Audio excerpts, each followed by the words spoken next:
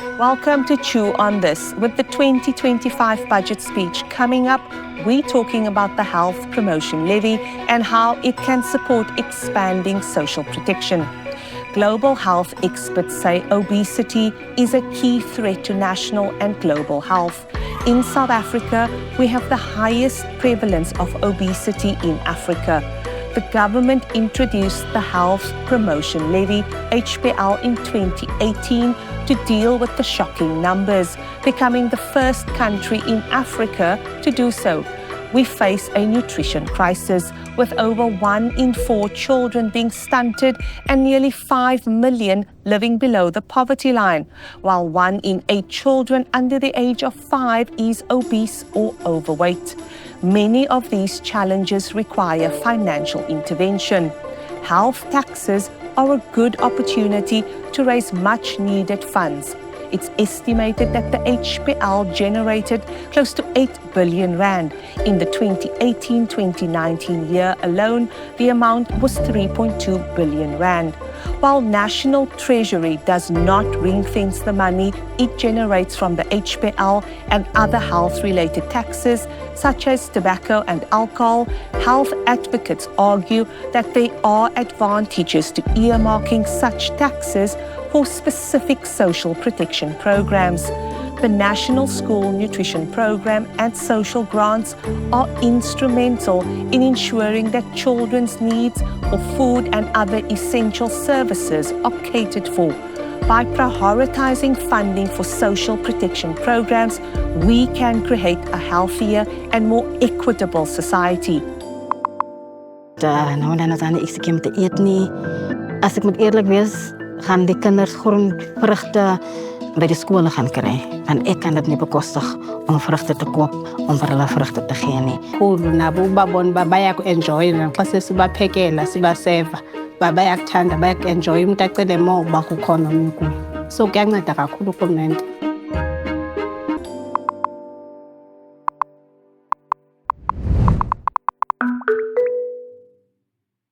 What is the state of health taxation policies in South Africa? How can taxing unhealthy products ensure more social protection?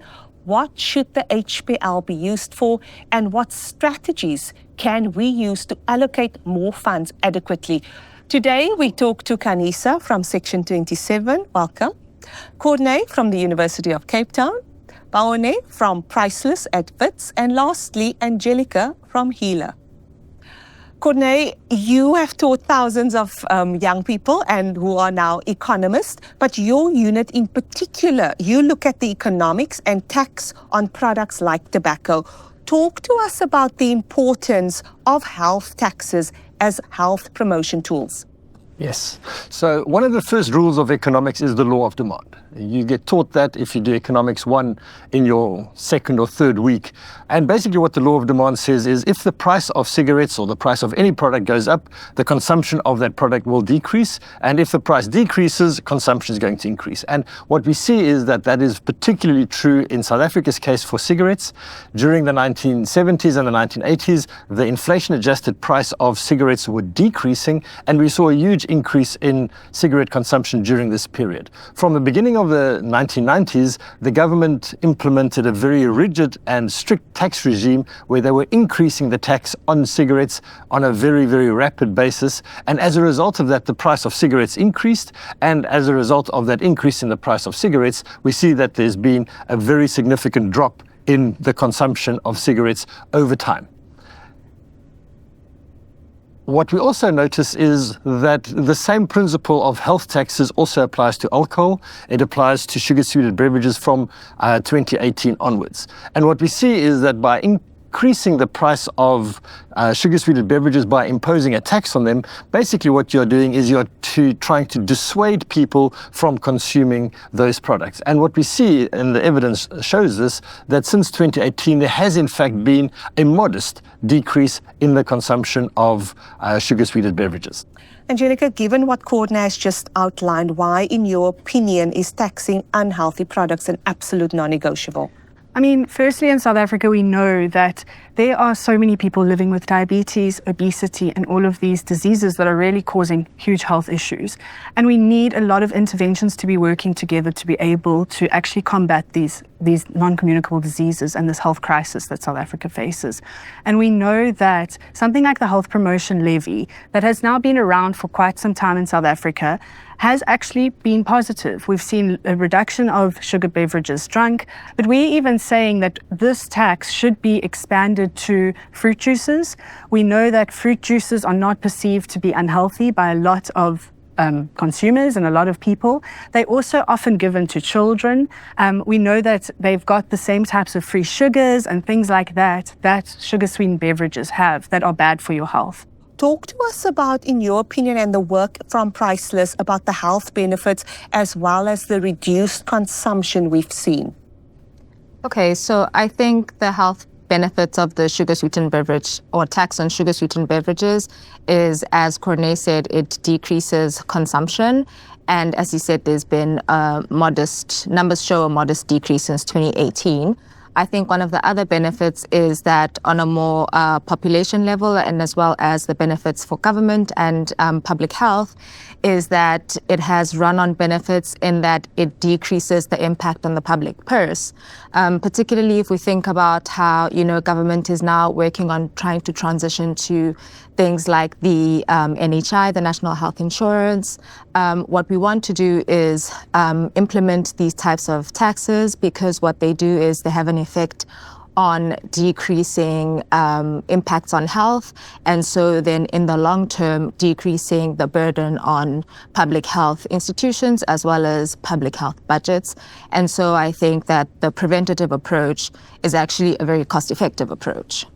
Experts warn that nearly 5 million South African children live below the poverty line, and a lack of adequate nutrition in the early years of a child's life is one of the leading causes of stunting. We travel to Postmansberg in the Northern Cape, where food insecurity is high. Let's have a look. I am 27 years of age. I'm a mother of 4 boys. The first ones are twin. The second one, or should I say the third one, is another boy, and then the baby. No, the biggest challenge that I had raising the twins was that I couldn't breastfeed at the time because I was on medication, chronic medication, and according to the doctors, they were going to affect the baby's health.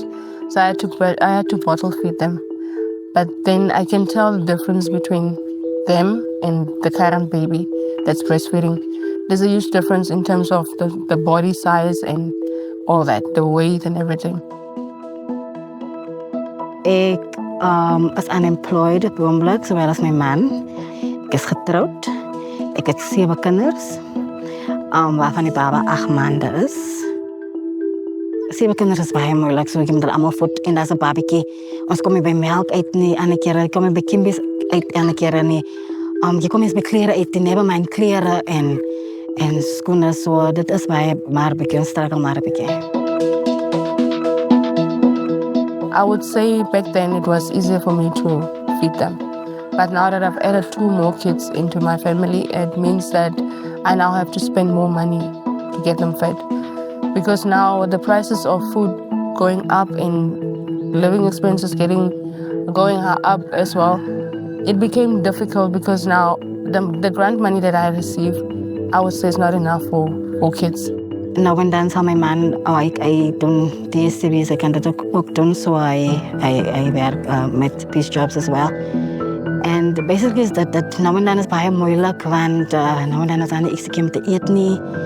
Het is maar net so honger gaan. As ek moet eerlik wees, gaan die kinders groenvrugte by die skole gaan kry. Want ek kan dit nie bekostig om vrugte te koop, om vir hulle vrugte te gee nie. Ek moet nou net struggle dat hulle kan sê om te eet. En so op die oomblik kan ek nie dink aan as dit gesond of as dit ongezond nie. Want ek kan nie, as ek moet gezond koop, dan sal ek nie daarby uitkom nie. So ek moet nou net fokus, ons moet eet. So vrugte, groente, daai goed is luxury vir my.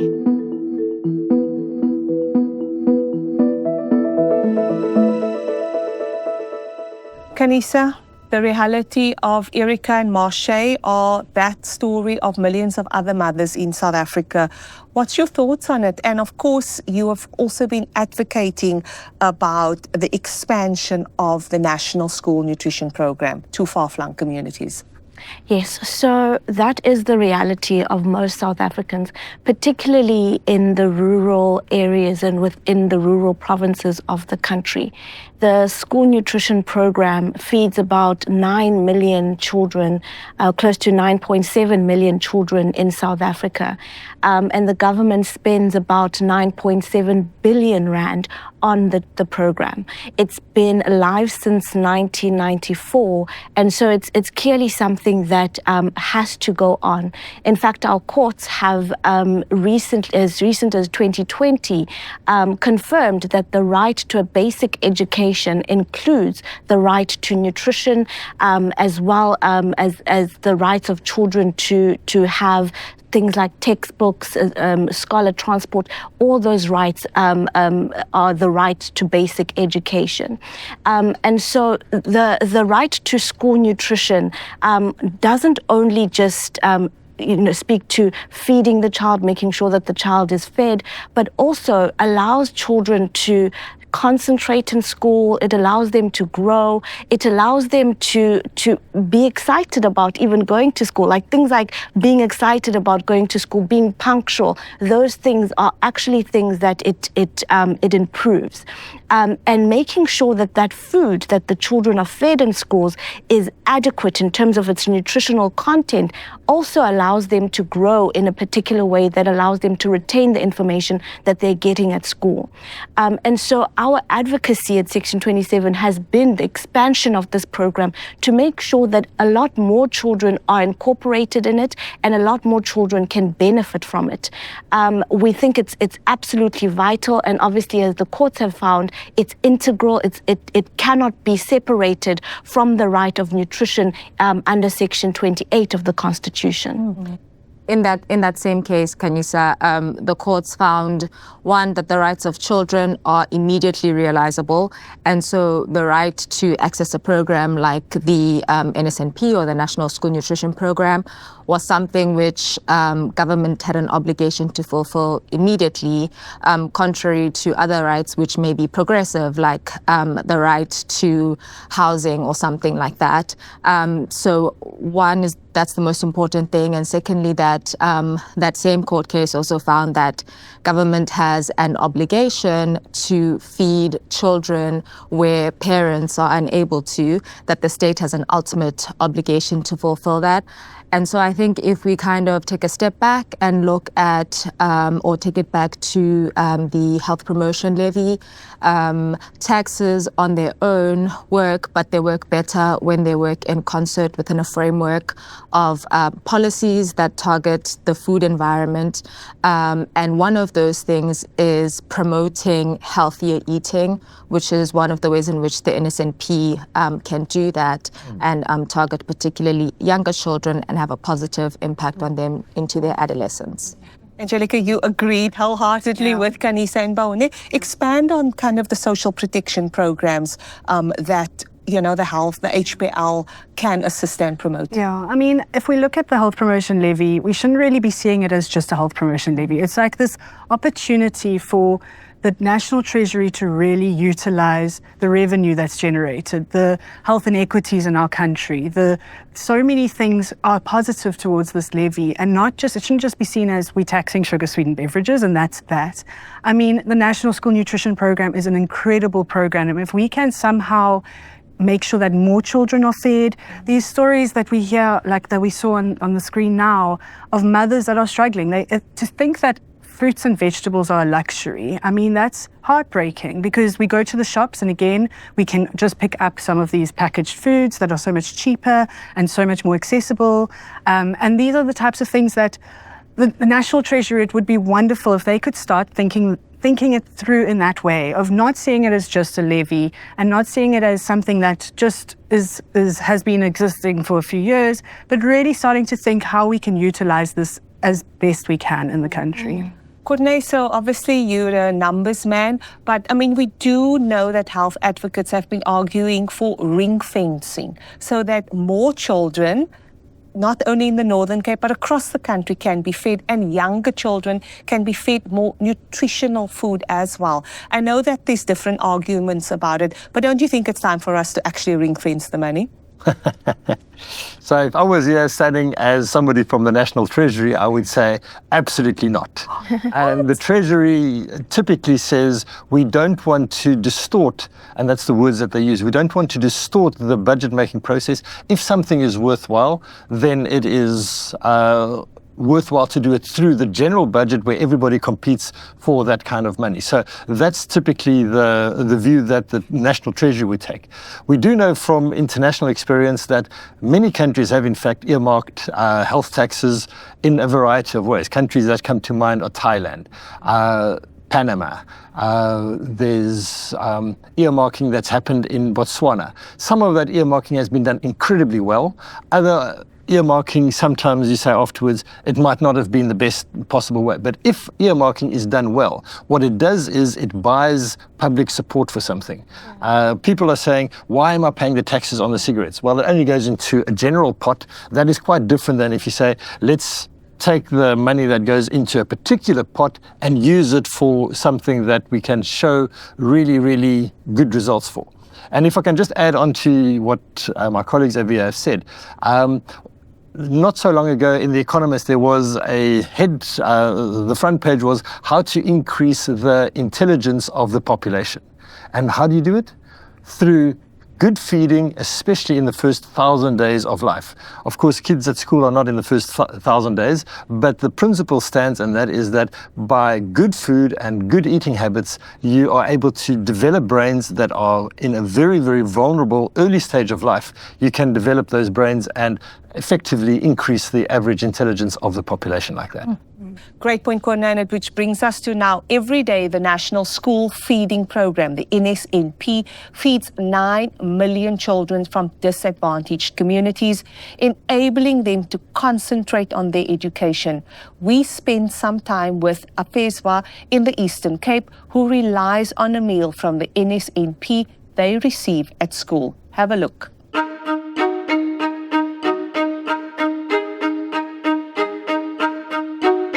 Akuba abantwana abangafani even namakhaya abo. So it's a privilege for abantwana abalapha abakufumana ukutya. For those abangakhona ufumana emakhaya like okupheleleyo every day. So iyancedisa kakhulu nabo ubabona uba bayaku-enjoy naxa sesibaphekela sibaseva. Bayakuthanda, bayaku-enjoy umuntu acele more uba kukhona omnye ukutya. So kuyanceda kakhulu urhulumente. First days, baphekeli full meal, rice, chicken, cabbage, and carrots.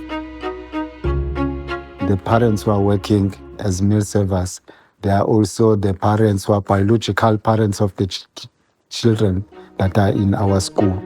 Basically, the money is coming from the department, is being transferred by the Department of Education straight to our bank accounts.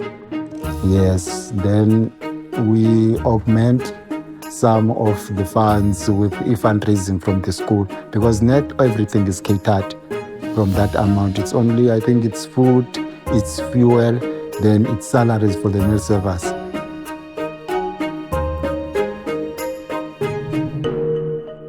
So sente ukuthi ukutya kona kuyamncedisa umntwana wami. 1, uyaperform esikolweni kakuhle. 2, every day funeka ebheke esikolweni akayisonqena esikolo because ayayazi into yoba uzawufika phaa kube ngathi kokwabo esikolweni. Athi olu hlobo adla ngotya ngalo kokwabo. Abuye azodlala ibhola zakhe ke even more. Ukubulela more than anything, because we don't take it lightly into yokokuba abantwana befumana ukutya. The nutrition program has a lot of advantages in our schools. For an example, e-learning and teaching has improved. Absenteeism also, we no longer have a challenge of absenteeism. The kids are always keen to come to school. Kanisa, a healthy, nutritious meal. We're feeding millions, as you pointed out, 9 million, but we could be feeding more, right? Exactly. In fact, the government has taken on an expansion of the program, or is considering an expansion of the program. They're currently piloting the expansion of the program into ECDs, or early childhood development centers, and also piloting offering breakfast meals at schools. So currently they only offer one meal, which is the lunch meal, but they're considering offering breakfast meals as well, because a lot of the children rely on these meals as their only form of food for the day.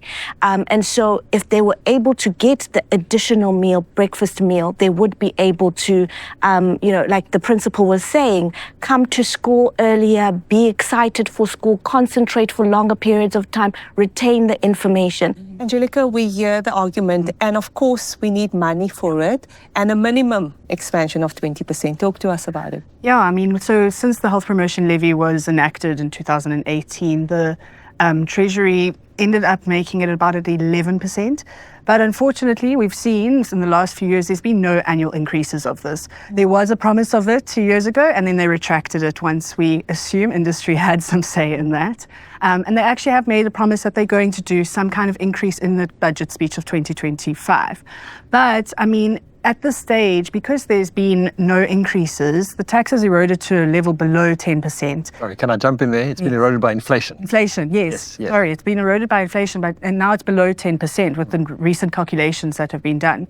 And I mean, HELA took to the streets. We went out to the National Treasury, we did a protest, and it was the first time we actually got responses from them of why they haven't done any kind of increases, what their story is. And basically they said that because the Health Promotion Levy is within that 10 to 20% bracket, they don't need to increase to 20. But the reality is, because of this inflation erosion, there has been this decrease to below 10%. May I come in? Yes, yes, you, the numbers man, talk to us about. So I think it's important to realize, how does this tax work? So initially, when the National Treasury made the proposal was about 2.3 cents per gram of sugar in beverages. Then, under pressure from the SSB industry, the formula was changed, and now the first 4 grams per 100 milliliters are tax exempt. And what we find is that only past that point does the tax then become applicable. And there are strong incentives over here for the industry to avoid the tax. It's not to evade the tax, it's completely legal to avoid a tax. And the way that they've gone about it is by reducing the sugar content of products to just below 4 grams per 100 milliliters. So if you were to go and look at a sort of typical fizzy drink, you'll often find that it's 3.8 or 3.9 grams per 100 milliliters. Now one could argue, is that a good or a bad thing? Because the question is, what has that sugar been replaced by? Has it been replaced by something better or by something worse? I'm not a nutritionist, so I can't judge that. So that's a nutritional type of question that needs to be addressed over there. Now, the question that the Treasury should ask is, should we not reduce that threshold from the current 4 grams to 2 grams or to 0? Finance Minister will be doing his budget speech in the next few days. A final thought from each of you to the Minister of Finance. Yeah, so I think in this climate of austerity that we're seeing in the country, and seeing the decrease in the investment that government is making into NSNP, it would be great to see that there is an understanding of how vital this program is to the 9.7 million families that it supports, and how vital it is for the continuation of the growth of those children, to prevent things like stunting, to make sure that the government meets its obligations, its constitutional obligations under Section 29 and Section 28 of the Constitution. So it would, for us at least at Section 27, we would like to see that being translated into the budget, perhaps putting more money into NSNP, acknowledging that just because they've done the piloting, it doesn't end there, that they need to extend the program to accommodate breakfast, to accommodate early childhood development centers, because they understand how vital this is to children, to the growth of children, to the ability to consume and retain information at schools. Coordinate? I think there's an understanding that the health taxes, that's taxes on tobacco, taxes on alcohol, sugar-sweetened beverages, are not just bringing in money. They do bring in money. They bring in a fair amount of money, probably in the order of about 50 billion rand on an annual basis. So there's a lot of money that's going around. But I think the critical thing that we need to understand is that you want to influence behavior. And if you are influencing behavior, you are saying to the public, by increasing the excise tax on these products, that these are bad products, and you are changing the relative prices and making the bad products more expensive and disincentivizing people to purchase them, and by implication the other products become relatively cheaper. Of course, to go for something like a subsidy, I don't think that the government is quite there, a subsidy on healthy foods, but in the long run that might be something that the government should be thinking of. I think I would like to see a bit more commitment to creative problem solving from the minister. So for example, something like coordinating with the Department of Agriculture to promote maybe partnerships with like rural farmers to kind of supplement the NSNP. I also think I'd like to see a bit more of a neutral and objective approach where government really is supposed to be balancing contrasting interests, and that balance should be equal. And so if anything, actually, it should promote health and children over the interest of investors or business. And I would like to see the minister being more, should I say, committed to taking that approach and kind of really applying his mind to how he can resolve those types of issues. Angelica, final thoughts? Yeah, so I mean, this budget speech is really important. The first thought about the Health Promotion Levy specifically is that the Treasury has actually promised an increase in this 2025 budget speech. So firstly, we're really going to be keeping an eye on them, whether they do that. We also want to make sure that there is a commitment to the expansion of fruit juices to the levy, as well as Prof has mentioned, this discussion on what should be this reduction of the threshold, because we really need to make sure that this health promotion levy is being utilized in the best possible way. Hopefully this increase that we'll see will be this minimum 20% that we're advocating for, and just also on all of the reflections of everyone else. I mean, whatever the Treasury decides to use this money for is still up to them, but it really is important for us to carry on advocating for children's rights, children's nutrition, and really trying to better these social protection measures that South Africa has. Thank you very much for your insights, because this is the end of season 1. Thank you. Now, research has shown that our children are starving, and inadequate nutrition has lasting effects on children's minds and their functioning in school. With our dire socio-economic realities, families go to bed without a meal. The National School Nutrition Program, despite its challenges, is a game changer. It provides nutritious meals to millions of children in schools across the country, helping to alleviate hunger and improve academic performance. By addressing the issue of food insecurity, the school feeding program plays a crucial role in breaking the cycle of poverty and improving the overall well-being of our children. The HPL, if increased or expanded, can ensure more children have a healthy, nutritious meal so they can benefit more people who need help in our society. Sign the petition to increase the health promotion levy to a minimum of 20% on all sugary drinks on healer.org.